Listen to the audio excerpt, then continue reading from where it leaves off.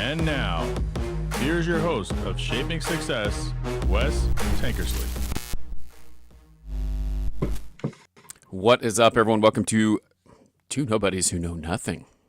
I'm working on a logo right now, Robert. I didn't tell you that, but I got someone working on a logo for us. So we will have a logo soon, hopefully, an intro, outro, and we will be Two Nobodies Who Know Nothing. Uh-oh. What happened to Robert? We'll see what happens here. He might have froze up, it looks like there. But, it has been an interesting weekend. We had Halloween on Friday, took the kids out trick-or-treating, and I decided that on November 1st, I was going to shave one time and get ready for No Shave November. So here we are, and that's why it looks a little goofy. But I will never, I will never do that again. That is the last time I am shaving my face. I don't know. It is what it is. Makes me look a little younger, but that's where we're at. We had the World Series over the weekend. The Dodgers, who I hate, have won the World Series again, but that is what it is. And, the cool thing about baseball is that we get 7 games, and that was pretty cool to get to see. Anytime it goes game 7 here, Robert is coming back in. It is a great time to get to see it be extended that time. Robert, what's happening? Welcome back. I was just talking about the World Series and how it went to 7 games, which is cool. It always is cool when it goes to 7 games. It always is not cool when the Dodgers win, though. So, I'm a hater. That's right. That's who I am. But at least it was a good series. Yeah. Oh, no. And that's the thing. When it goes 7 games, it's a good one because that's where it goes. The funny thing is that it just goes to show you that a payroll that high doesn't always get you, 4 games in a row and you're done. It's there's still some skill involved. There's still some action that has to be taken, and you still got to work hard. Right. I mean, even like you said, the biggest payroll didn't give you 4 and out. Gave you, you were competitive. You won. You have the best players on the roster. It's the same thing in football.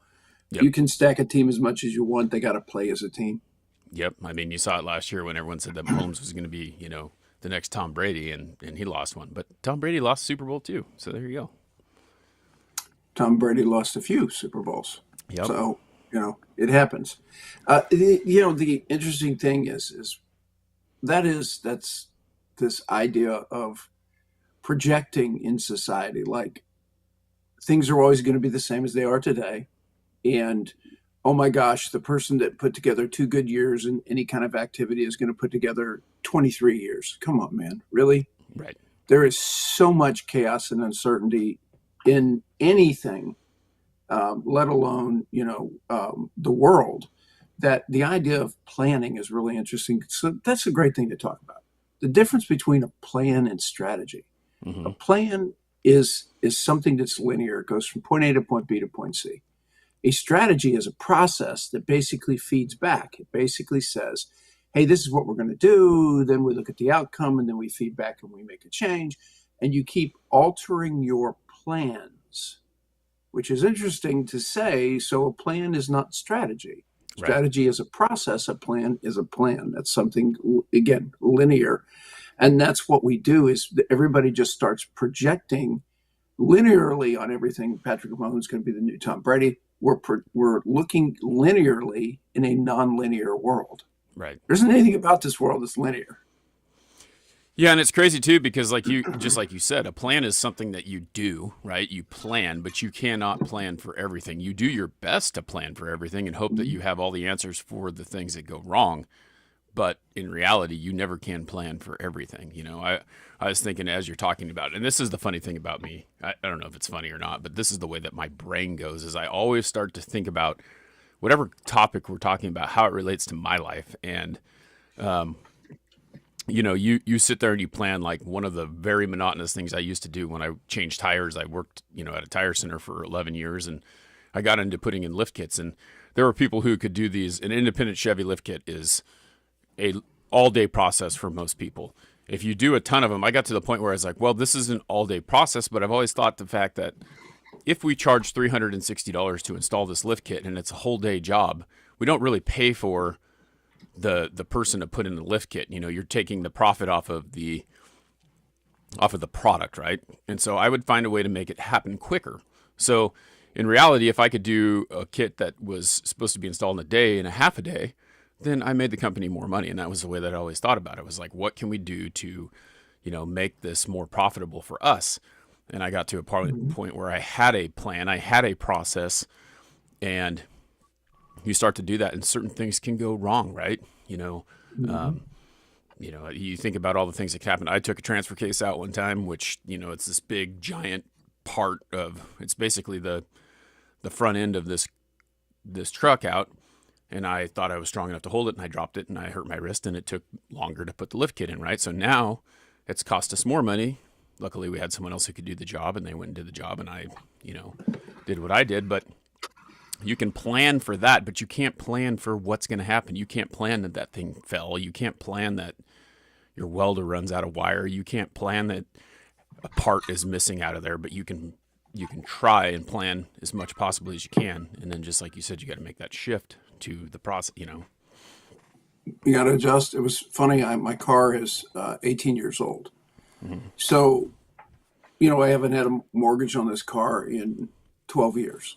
And so the point is that it's nice not to have a car payment. But what happens when you have an 18-year-old car is you have issues with just age. So Yep. I lost my power steering, the pressure line, about 3 months ago. And then all of a sudden I had a problem with my fan. So between the two of them, I spent about $1,800. Well, $1,800, if you think about the car for the year, that's all I paid was $1,800. That was a pretty cheap car for the year. Yeah. And so, but again, you think, well, I've got one problem, another problem won't pop up. Well, that's not true. I had another problem within 60 days. But that car previous to that had gone 2 years without any changes. Yep. I mean, other than tires, right? Nothing. Wear and tear. And it items. might go another 2 years. Yeah, it might go another 2 years. You don't know. That's the uncertainty of anything. And so what you do is you just keep money in reserve, and you just say, hey, this is what's going to happen. Now I could go buy a new car, but what would that mean? That would mean I would have the certainty of $400 or $500 a month payments Yep. every month. Or I can have the uncertainty, which is about $6,000, or I could have the uncertainty of $1,800. I think I'll take the uncertainty of $1,800. And that's where you take the plan too. It's like, okay, so if I put $300 a month away, which you're not doing, but like you obviously know that the fix, the worst case scenario is going to be the motor goes, right? And if the motor goes, then it's going to cost you, I don't know. Used to be $3,000. It's probably $5,000 now at my thoughts. But you could sit there and plan, hey, I'm going to put $150 away a month in case this goes wrong, and have an insurance policy for yourself to cover that if something went wrong, right? Mm-hmm. Whereas you're guaranteed to have a payment if you have a new car. It's like, Right. That's what we get. No, and that's just the reality of life. And that's back to the planning versus uncertainty is you can do like we do as pilots. We train for every contingency. One of the things they do in your early flight training is you do a night flight, your first night flight. Mm-hmm. Well, they don't want to make the night flight just a night flight. What they do is they start screwing with your equipment, right? Like they take your ailerons, or they take this, or they take that, or they take your power, whatever. Right. But you basically, a flight instructor keeps giving you obstacles to deal with, right? And you keep dealing with not only not being able to see very well because it's night, but all these different obstacles. And what are they doing? They're trying to get you to the point of invoking your training. And my saying this morning is control begins at the end of our response, okay? Or the end of our reaction, Mm-hmm. right? The end of our reaction. So your reaction to a problem is, ooh, it's a problem. Well, once that's over, once you've done reacting, guess what you get to do? You get to do whatever you were trained to do. Right. So you want to shorten that reaction time down to the absolute bare minimum. Like, that's bad, that's good. You want to shorten that. Why? Because it takes up time that you need to be actually doing your job. Yeah, and that's a great point, because you think about that going back to like the relating it to whatever you're doing.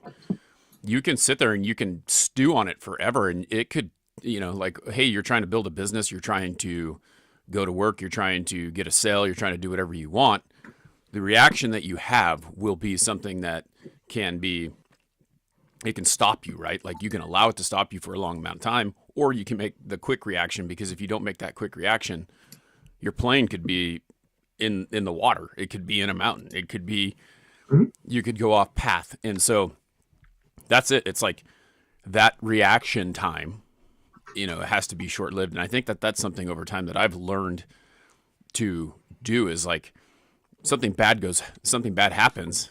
Now I've got to react quickly, because if I don't react quickly, then something bad's going to continue to happen because I've stopped it. It's like a leak, right? The pipe burst in your bathroom. You have two choices. You sit there and you let it run, or you go over there and you turn off the valve, shut the water off, so that you can minimize the impact of what has happened. So I think that that's a big thing that a lot of people don't understand, is like minimize the blow so that you don't have to deal with something bigger. Well, it was the back issue of planning versus not. And I said to people, what is money good for? And they were like, oh, money's good for all this. I said, when you really think about it, all money's good for is filling that gap of the need of the moment. In other words, if I have a gap in my car, has a fan blowout and I got to spend $900, well, what's important? It's important that I have the $900, right? Is it good that I have 90,000? Doesn't really matter, because I only need 900. So you plan, you have 90,000. I don't mean to be morose, but if I pay the $900 today and I have $89,000 tomorrow, but I drop over dead, okay, what was the 89,000 for? Well, that was additional planning contingency. That's all it was for. Yep. It's what money's really for. People get into this mindset of, what is it for? Well, the answer is for whatever contingency comes up. Yeah. Yeah, and it's crazy too. Like, again, you just start thinking about that. It's like your car's going to go down. What do you do to keep the engine from doing whatever? You change the oil, you take care of it, you do the regular maintenance to hope that it continues to go. It doesn't have those issues. So it's kind of crazy too. Like, you think about it. I remember when I was a kid growing up, it's like every 3,000 miles, and now they're like every 5,000 miles.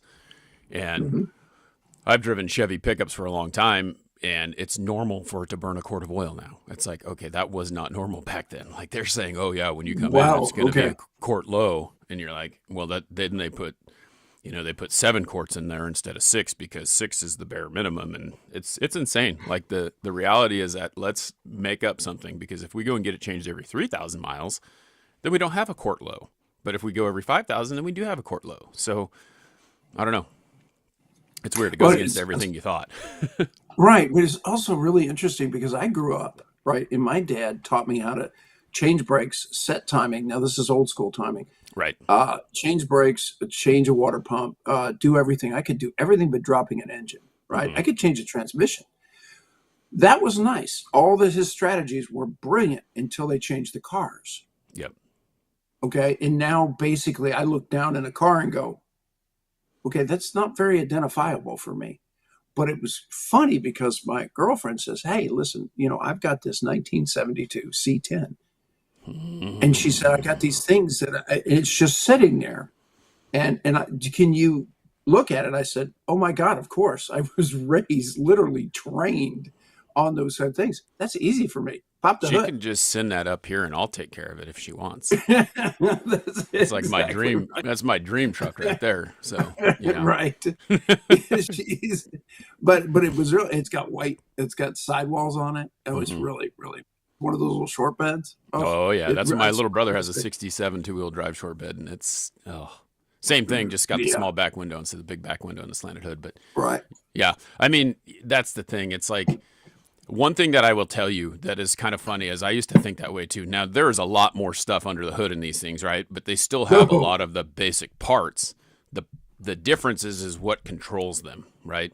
Yep. So we can't go in and, like, it was funny. I had a 2018 Silverado, and the Bluetooth kept going out on it. I'm like, you know what? I'm just going to change the stereo in it. Well, guess what? You can't just go to Crutchfield and order a stereo for it, because this new stereo in this thing has all the crap in it that's controlling more than just the stereo.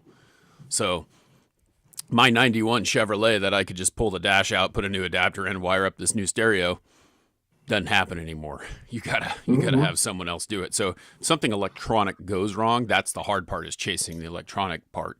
But the engine itself is really the same engine. It just has more control over what's going on. And it was funny because it might have been a 91. I had a Chevy pickup that I had to put an engine in, and I had never stuck an engine in anything. And my dad had done multiple engines, like it's something that he's done all the time. He's done quite a few of them. And I was like, hey, let's put an engine in this truck. And he told me what to get, and I went and got it, and him and I went and put the engine in. And in my brain, I'm sitting there thinking, this is not that easy, but it's not that hard. It's like, you have to remember the steps. It's just like anything else. It's like, we took this out and we're putting it back in. So what did we take out?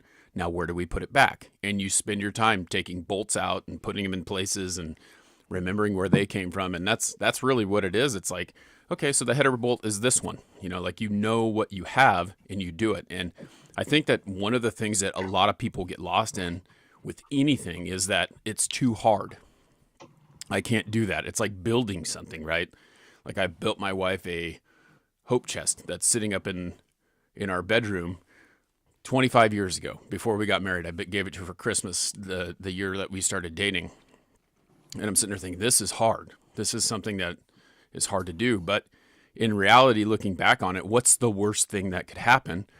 I cut that board too short, cut another one, and I think that we just like, oh, what could happen? What could go wrong? We think too much about what could go wrong, and we don't think about what could go right. Yeah, that's that negativity bias. It's what we do as we age because we because fear versus prosperity, that kind of balance is off balance in our heads. Right. It's 2 times the fear for every one of the prosperity.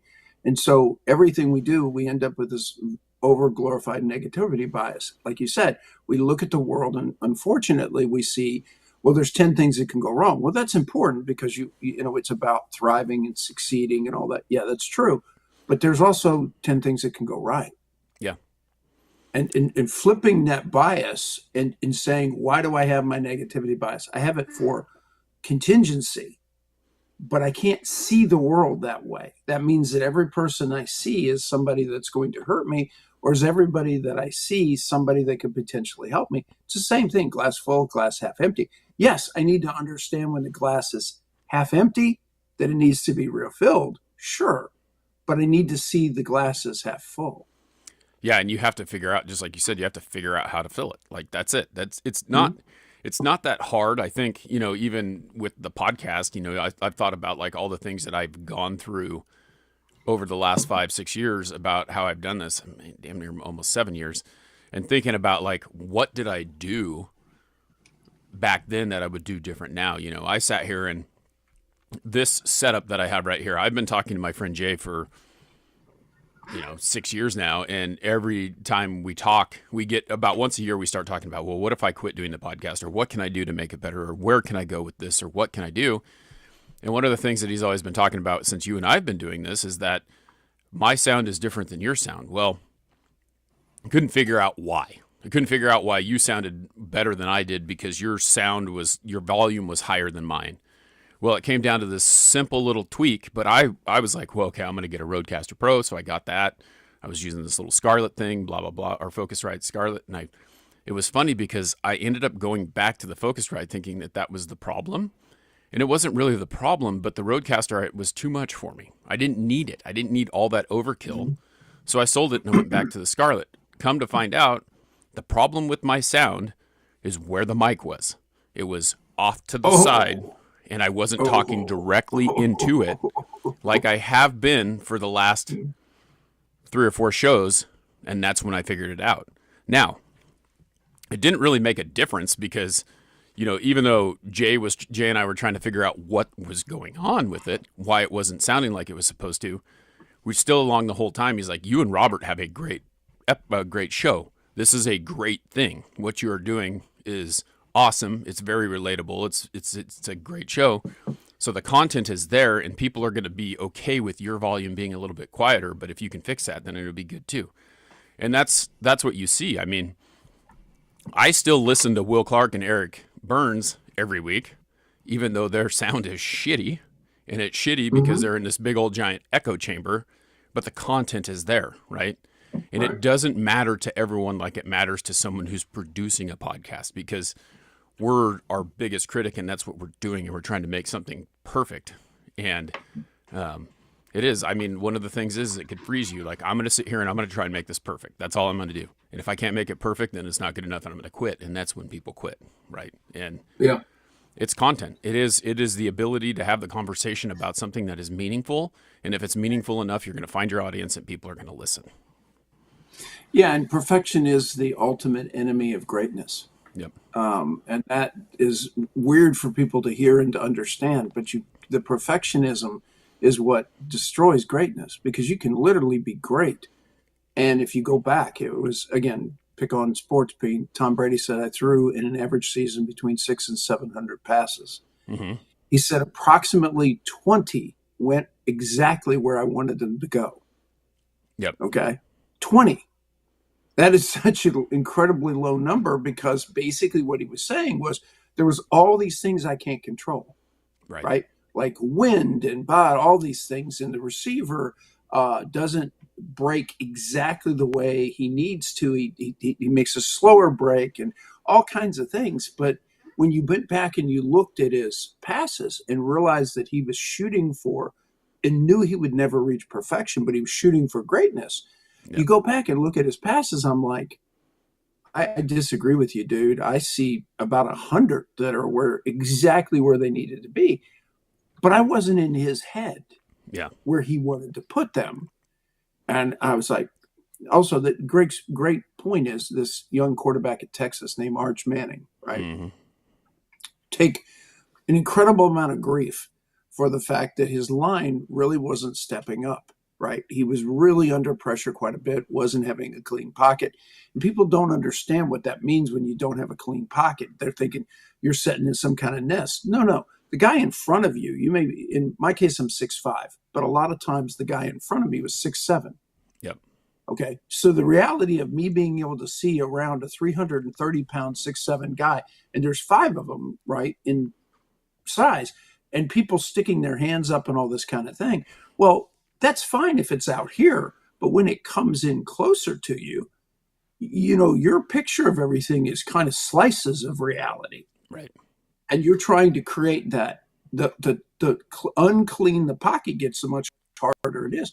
Well, look at this kid as they've cleaned up their offensive line through the year. Look at what happened. All of a sudden, his games are starting to slide up over 300 yards.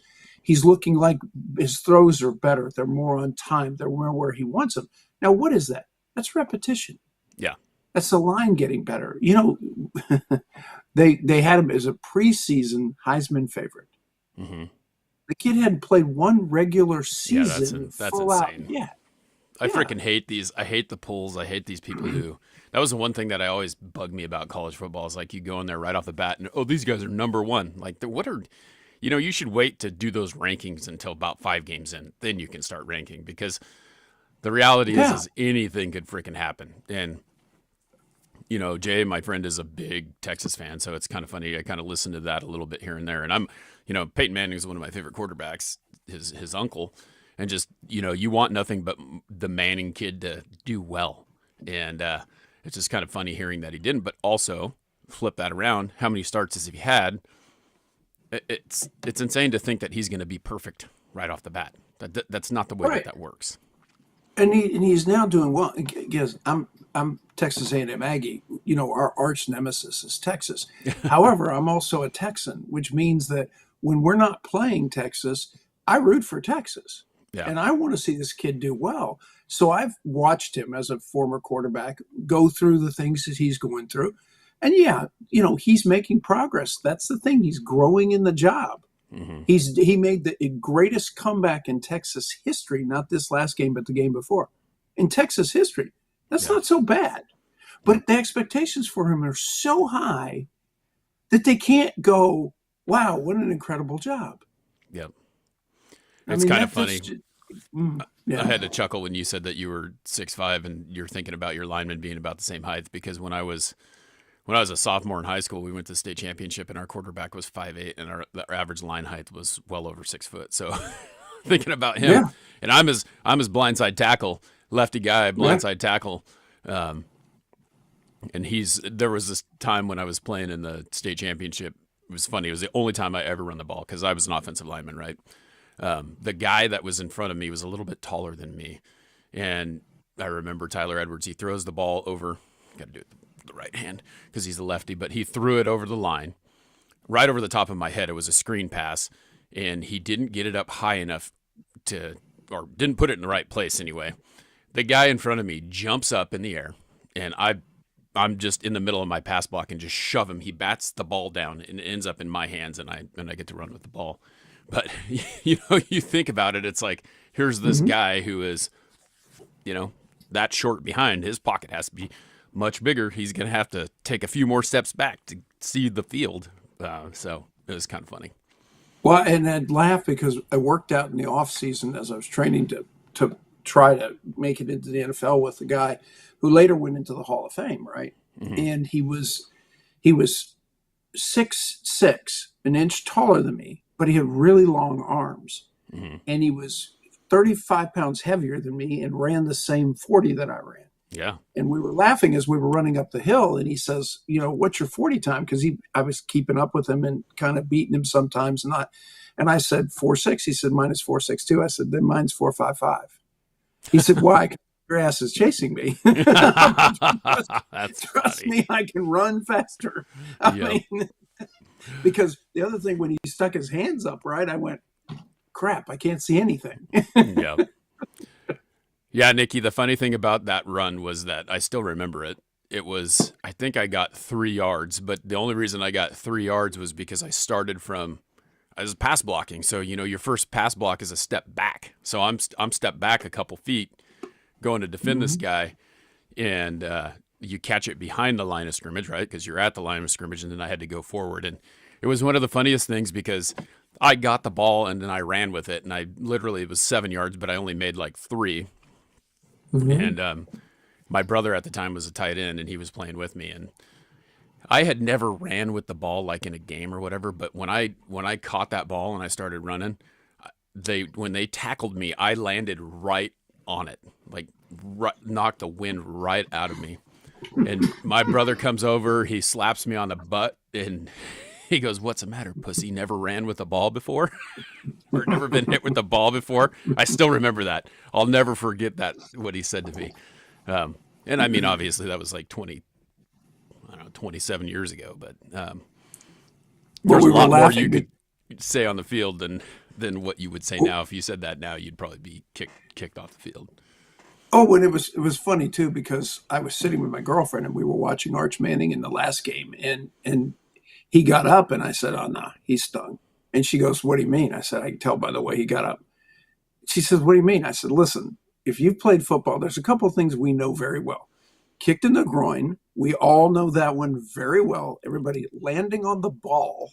Yep. Everybody knows that one because you literally feel like you're going to die because there's no wind in you. It got completely knocked out. And when you're stung, everybody knows what that's like. You get up and you're just like, oh crap, and it's just these are the things that we know very well that other people don't know. We're sitting on the sideline going, "Oh yeah, he's fine." I'm like, no, he's not. He's in concussion protocol. Why? Well, because he's seeing 2 people. Oh, we used to call it. You remember the snot bubbler? You hit him so hard they got the snot knocked out of him. Oh man, there were some good times. And the other one was when you got a stinger in your neck, and you can see people rolling their shoulder, and they're rolling their shoulder because they got one, and you can see them kind of wincing. Yeah. Yep. Yeah. There's a lot to it. Well, Robert, it's been a great episode, another episode of Two Nobodies Who Know Nothing. Please make sure if you're watching this on YouTube that you subscribe, you like, you comment. It's funny, we've been getting a lot of comments that the sound is shit. I implore you to go ahead and maybe think about your device that is causing your crappy sound, because when you tell me that, I go and I listen and it's just fine. So it's got to be your device, not this. But whatever. Anyway, thanks for hanging out. Please like, share, and subscribe. Please share it on Apple Podcast. Come check Robert and eye out every Monday for two Nobodies Who Know Nothing. Have a wonderful week, guys. All right, we'll talk soon.